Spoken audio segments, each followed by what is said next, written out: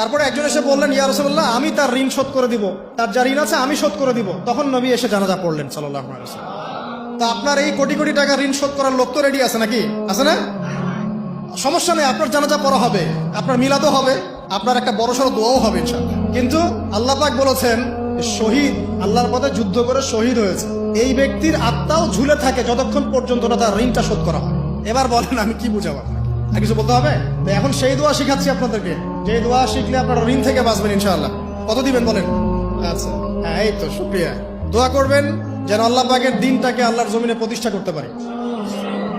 আমার সাথে বলেন, দোয়াটা হচ্ছে আল্লাহুম্মা ইকফিনি বিহালালিকা আন হারামিকা ওয়া আগনিনি বিফদলিকা আম্মান সিওয়াকা। এই দোয়াটা ছোট না, এটা মুখস্থ করবেন, সেজদায় পড়বেন, নামাজের সেজদায় পড়বেন।